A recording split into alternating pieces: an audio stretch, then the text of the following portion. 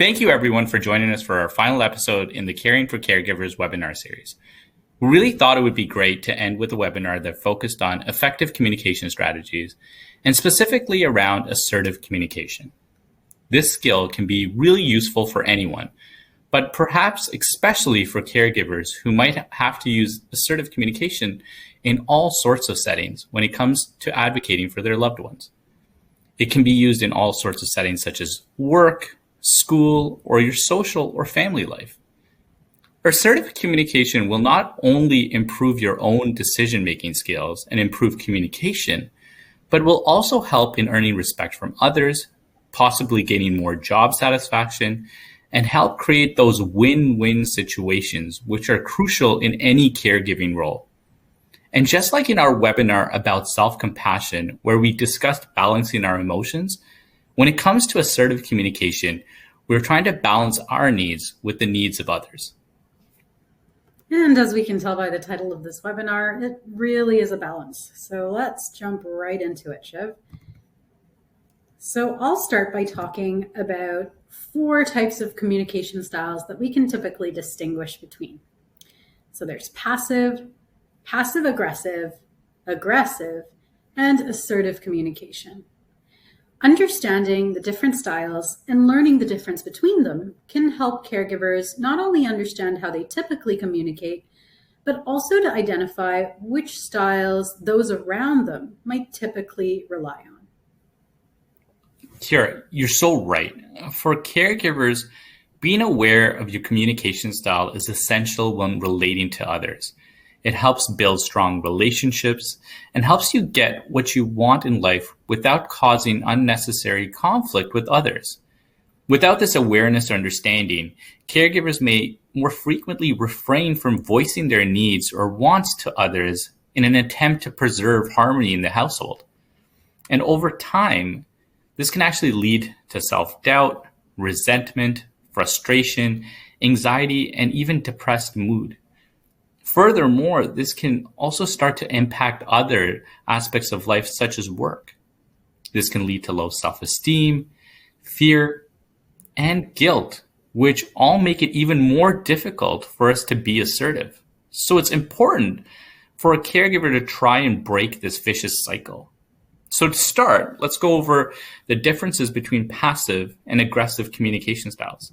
So when you look at a passive communicator, that is typically someone that just goes with the flow, or what we sometimes refer to as people pleasers.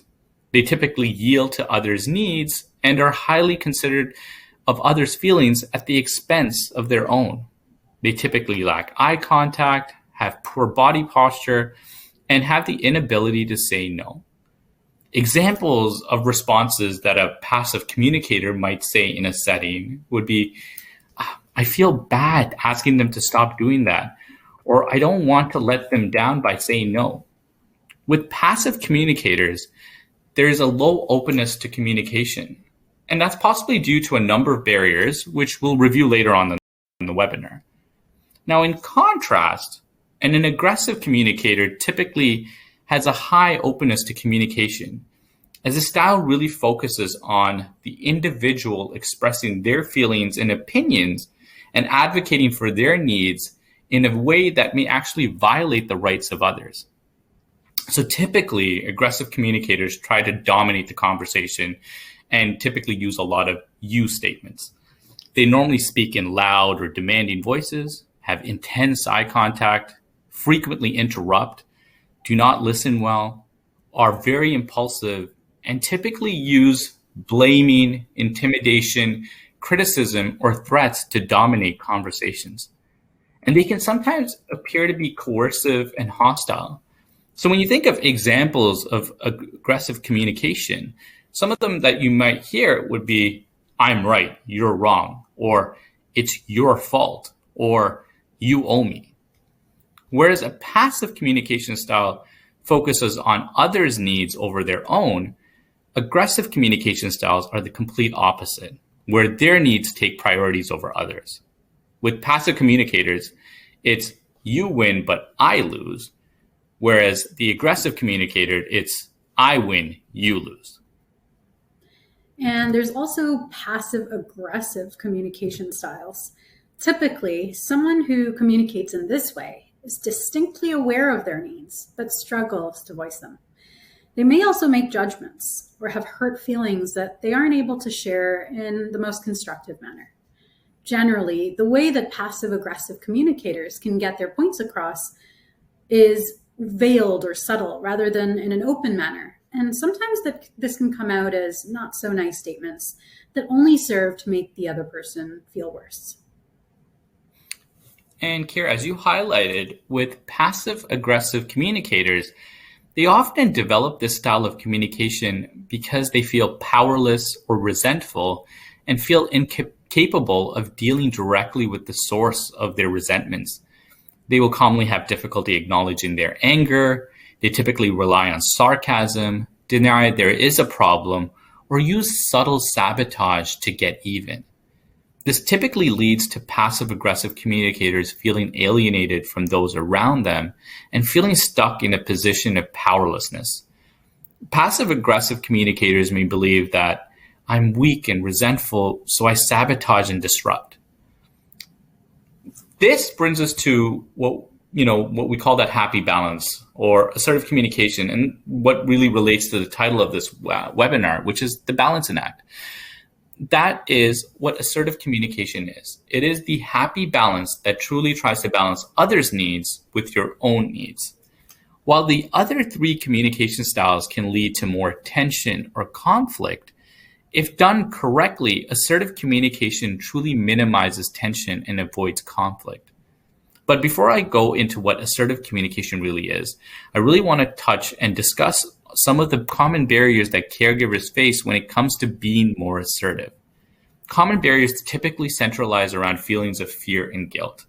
So caregivers may avoid being assertive because they may fear that they may come across as being aggressive, or they may hurt the other person's feelings, or they may appear selfish and they're worried that they may be rejected or disliked. For caregivers, a common barrier that I hear is the guilt they feel about placing their needs first. Another common barrier is that belief that assertiveness is almost like a personality trait.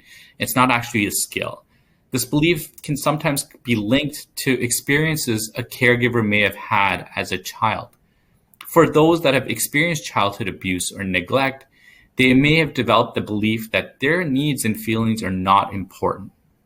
So today we really want to emphasize that assertive communication is not a personality trait, and that it can be learned, and with enough practice, it can have long-term benefits for any caregiver and their family. An assertive communication style really tries to take that happy middle ground between aggressive and passive communication styles. So assertive communicators are typically able to advocate for their rights without violating those of others. Assertive communicators tend to have good eye contact, typically have a very relaxed body posture, and listen well without interrupting. They communicate respect for others, typically using I statements, stand up for their rights, and not allow others to abuse or manipulate them. They commonly behave in ways that says, I'm confident about who I am, I respect the rights of others, but I also place high priority on having my rights respected. Nobody owes me anything unless they've agreed to give it to me. So with assertive communicators, it's that happy medium that we really want to get to, and what we're going to try to teach over this next few slides. So how do we communicate more assertively? There are many different strategies involved. So first, active listening. This means listening to others without interrupting or judging, giving them the time and the space to say their piece. Sometimes restating what you've heard in your own words can be helpful to convey that you understand. It's also really important to be able to say no, learning to say no if and when you need to. You can't make other people happy all the time. But you do have to decline requests calmly and clearly so that people understand you without beating around the bush. You could explain your reasoning and offer alternative situations if you wish, but it's okay to say no. For example, saying something like, I'm sorry, but I won't be able to attend your party on Saturday night because I'm working late. You also need to voice your needs. That means describe what you want in clear and concrete terms, maybe using I statements. For example, saying, I need you to pick up the kids after school today.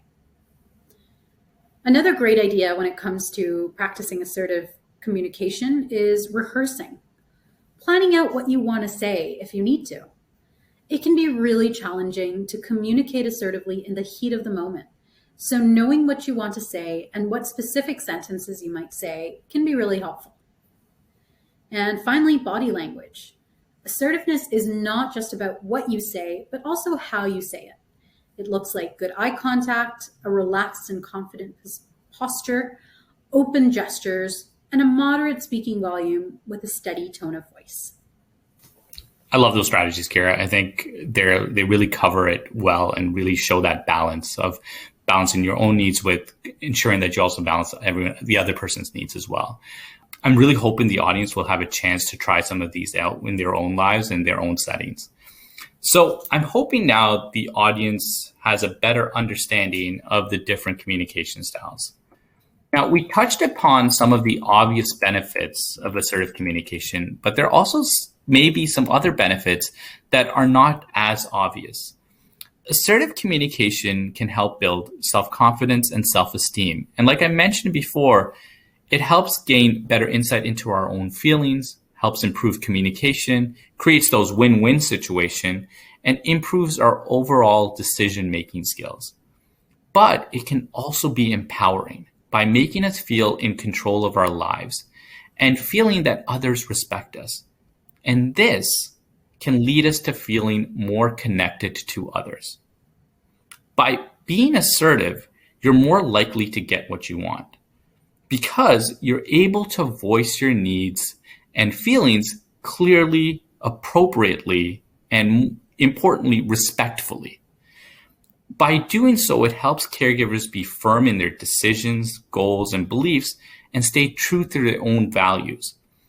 Assertive communication has shown to decrease social anxiety and stress while improving one's self-respect. All this can lead to improved family relationships and overall feelings of connectedness. However, when we describe strategies for assertive communication, we really need to take into account culture. Different cultures may have different values around assertive communication. For example, in some cultures, typical strategies used to be more assertive may actually exacerbate the problem or be met with hostility. Assertiveness may also be misperceived and in rare cases perpetuate stereotypes. In certain cultures, assertiveness in home, especially for females, might be met with hostility.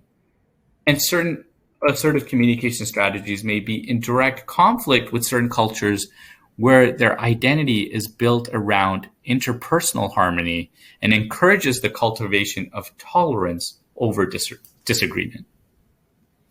That said, there are a number of strategies that can still help even when taking culture into account. Above all, you may have to read the room a little bit and consider situation-specific strategies. For example, it may not be the best time to assert yourself in the presence of your whole extended family. Instead, it might go better if you're able to pull a specific person aside and have a more assertive conversation in private. Acknowledging cultural norms is also important. For example, respecting another person's intentions to preserve harmony in the family. You'll want to use preface statements and validation that acknowledges the other person's authority, for example, and affords the respect due to whoever you're talking to. For example, I'm sure we've all dealt with responding to unsolicited advice from, say, a grandparent. And you might say something like, with all the respect due a person of your status, I feel. Or, I can see that you really just want the best for our family. And at the same time, my intention is to, so on. It's important to note that these can be incredibly tricky situations to navigate. But what's been most helpful for the caregivers I've worked with, and even for myself as a professional, has been the value of learning from the shared experiences of caregivers. And Kira, I'm glad you brought that up because one of the most effective strategies is creating an environment where caregivers with the same shared experiences can learn from each other. And that's where CARES comes in, as we help caregivers learn how to effectively communicate and be assertive, but all in a culturally responsive manner. We really try to focus on teaching you the skills to help balance your needs with the needs of your family. And we try to do this through interactive group activities to help practice some of those strategies that we've highlighted in today's webinar. So Shiv and I decided that the best way to showcase how to be assertive today is to do some role playing, which is something we often do in our CARES groups. So I'll start by reading the scenario that we're working with. Rachel and Sid have an 8-year-old son, Jaden, who is on the autism spectrum. With school approaching, Sid and Rachel are trying to figure out if they should send Jaden for in-person classes versus virtual school. Sid feels that Jaden needs to have more social interaction, and he feels that it has been more challenging for Jaden to focus when he's attending classes virtually. However, Rachel is worried about the number of COVID cases increasing in their community and Jaden possibly getting sick. Let's see how the couple works through the scenario. So Shiv, go ahead. So Rachel, I think Jay should go back to school in person in September. You saw how it's been with him at home and everything we've had to deal with. And with you having to work now 9 to 5, I just don't see this working out well for any of us. I can't believe you're not more worried about the number of cases increasing in the community. What if Jaden gets COVID? Maybe we should wait and think about this. There's no rush to decide now. Hold on, really? Like, what are you talking about? If Jaden's at home, how are we both supposed to work? Like, do you know the number of times I've been interrupted during meetings? It's not that I don't want him to. I see, like, I don't understand you anymore. It makes no sense. You know we've been struggling financially. Don't you care about that at all? I understand, but I have my concerns. Can we discuss my concerns? Sure, but what I can tell you for sure is that I'm going to lose my job if he doesn't go back to school. Okay, let's take a deep breath here. I know we can figure this out together. I understand how the last year hasn't gone as we planned. And I know it's so hard watching Jaden struggle away from all his supports. My worry isn't just for Jaden. What if he brings COVID home and he gives it to your mother? I know she's vaccinated, but I just worry given how frail she is. You're right. I didn't think about that. You make a good point. It's not that I don't want him to go back. I completely see your side too, and I know it would be better for him, but I'm just scared. I know. I'm scared too. What about this? Maybe we can try him out at school for a couple weeks or so and see how it goes. And can we reassess every month at least? Okay. I think that's a plan that we can work with. But if cases continue to go up, maybe I can speak to my boss about modifying my hours or maybe moving some of my meetings around. All right, end scene. So what Kira and I really tried to highlight was a common discussion that many caregivers are possibly having right now in light of schools reopening in September. We're hoping that the audience noted how we moved from passive, aggressive communication styles to one that was more assertive. There were so many different strategies that we used that I hope you recognized as being assertive. So for example, moving from interrupting each other to active listening, using a calm and clear tone of voice when communicating with each other, and being really good about voicing needs, describing what we wanted in clear and concrete terms, using things like I statements. Good communication is a skill that is useful in every area of life. But like we showed you, it does take practice. We know that effective communication skills, especially between parent and child, can lead to higher levels of emotional intelligence and improvement in overall mental well-being. So feel free to join us at CARES and learn how to change the way you speak, communicate more assertively, and address your shared needs. Remember that it's completely free, can be done in the comfort of your own home, and really prioritizes you, the caregiver. We hope you enjoyed these series of webinars focused on caregivers, and hopefully you've been able to take away a couple of skills that you can now incorporate into your daily lives to make caregiving just a little bit less challenging. We'd like to give a special thanks to Autism Ontario for all their support, and for all those caregivers and everyone watching out there. Thank you all for joining us. Thank you.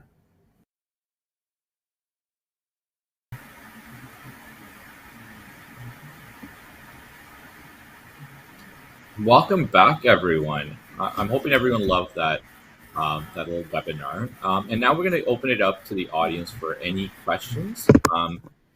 I see a few already coming through, but we'll give it maybe a few more seconds just to kind of get everyone familiarized with the Q&A box, and then we'll start to kind of address these questions. All right. Okay. So I'm going to start with that very first question right here. Thank you, Kira and Dr. Shiv, for your presentation. I learned a lot, but I'm not sure if I'm being assertive in the right way. My husband feels I'm being too aggressive. Can being assertive also mean you're being aggressive? Are they the same thing? Kira, you know what? Let me jump in on this one, okay? Sure. So I'm glad you asked that. It's very easy to get them both confused. Assertiveness and aggressiveness both involve us stating our own rights, and our own needs. But however, assertive and aggressive communication kind of differ in body language, sometimes the words you use, or even the tone that you want to take. I think really what we try to emphasize in this presentation is what assertiveness really tries to do is ensure that you're giving equal respect to the rights and needs of others, but also yourself, that balancing act. Also, I think it's really important to remember that although assertiveness, it's a really healthy and respectful way of communicating, and there's a lot of benefits from it, it doesn't always guarantee that you're going to get the outcome you desire. Some assertiveness leads to what you want, sometimes it doesn't, and sometimes it leads to kind of like a mutually agreed upon compromise. So keeping this in mind can really help reduce that anxiety and stress in those times where you don't get exactly what you're expecting. Carrie, do you have anything else to add to that? No, I think that was really well answered. All right. Okay. Well, we're getting quite a few questions right here now. Let's see. Hold on one second. I'm trying to navigate all of these questions. Okay, so here's one. I fear being assertive in ongoing relationships with my son's service provider. I'm scared to push people away when there is a positive relationship when we disagree with the level of accommodation being provided. Does assertiveness mean closing your battles sometime? Here, do you want to take this one? Sure. I imagine they mean choosing your battles. And yeah, I agree. I think being assertive also means picking the right time and the right place to be assertive, to have certain conversations, or to really kind of stand up for yourself. When there's a positive relationship, I think being able to really build on that and communicate your needs to service providers in a really sort of non-aggressive and authentic, clear way, that's really when I think you're able to move ahead with what you need. Because at the end of the day, I think those positive relationships are really important in being able to work with service providers to meet your goals. Ultimately, you are the expert on your son's experience. So it's important to be able to share that with service providers. And at the same time, I think be able to acknowledge and work with them to understand what the limitations are with respect to the service that they can provide as well. Shiv, do you have any additional thoughts on that? Yeah, well, I'm going to actually, there's another question that kind of relates to this as well. So I'm going to kind of combine both of them together. So in this one, it says, I'd like to first thank you both for the series. I actually did the CARES program last year and really enjoyed the session on being more assertive. I'm a father of an 8-year-old daughter who's on the spectrum. And it was this year that I learned that I needed to be more assertive with my daughter's school. But I think I still struggle on when to be assertive. I think I know how to be assertive, but not sure when I should be. Should I try and be assertive in all settings? And I think that's what we're really trying to highlight right here. And it's a great question. And I'm glad, I'm also glad that the father enjoyed our program and gained some really valuable and useful skills that he can use in day to day. But something like I always tell caregivers is learning and service skills gives us options, right? It doesn't necessarily give us just like a single path. It gives us some options that we can work with.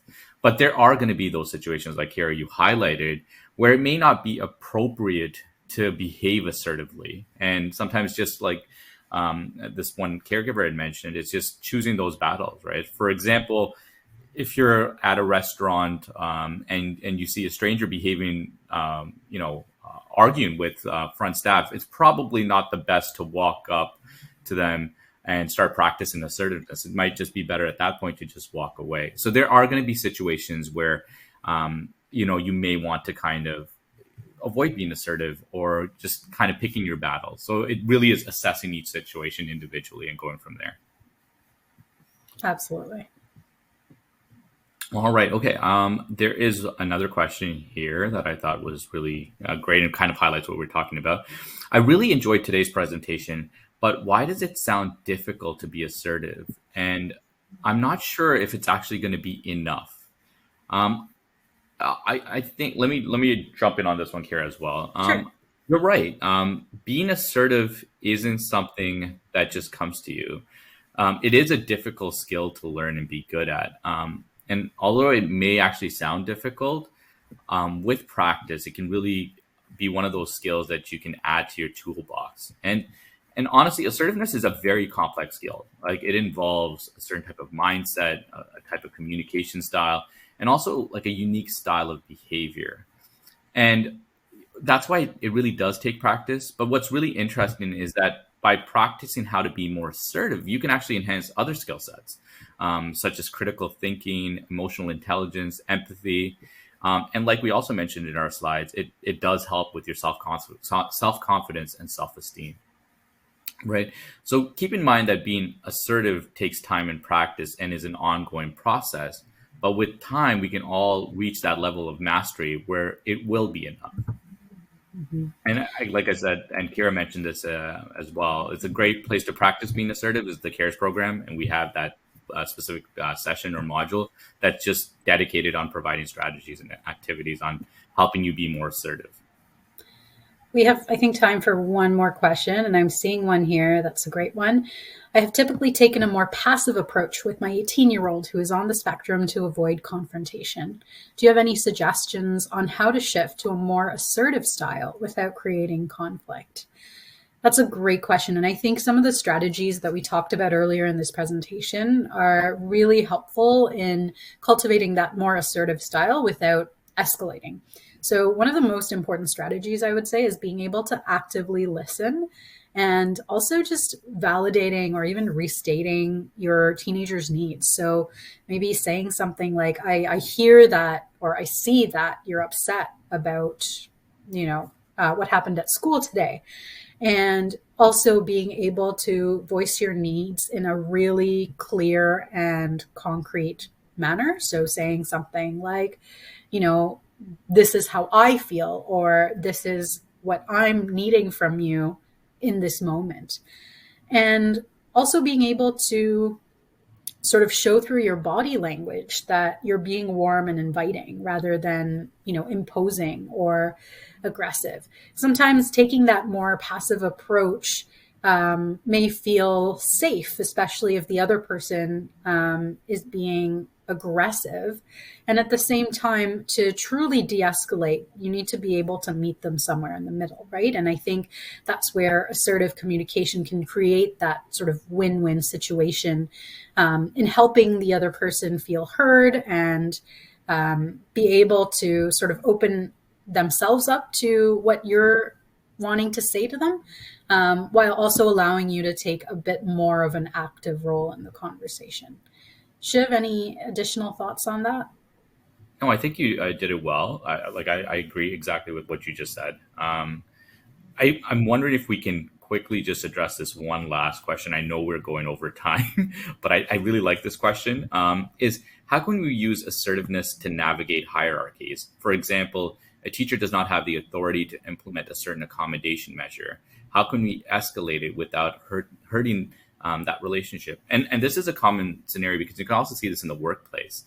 And I think something to really, especially when it comes to the school system, is that open conversation that you may want to have with that teacher to just let that teacher know that maybe it's time to escalate it to someone higher up to see if that accommodation can be made. And I think it's just being open with that teacher first and letting them know that you're planning to do that, so that the teacher is understanding that you're being respectful of their position and what they have been trying to do, because they probably have been trying to be supportive, but just going up may help get that accommodation measure put in place. So again, it's just being open with that teacher before going up above that teacher. Well, I think those were all the questions for now, and I'm hoping everyone enjoyed the session. It sounds like it is. Kira, do you want to close it up for all of us now? Absolutely. Well, thank you everyone for joining us today. And we really hope you enjoyed this entire webinar series focused on caring for the caregiver. This webinar will be available on demand, and the PowerPoint presentations are also available for download. I hope these 4 webinars really helped highlight some of the skills that we teach in our CARES program. And for more information about CARES, please do feel free to visit our CARES website at thecaresprogram.org or by contacting your local Autism Ontario representative. Thanks again for joining us. Thank you, everyone.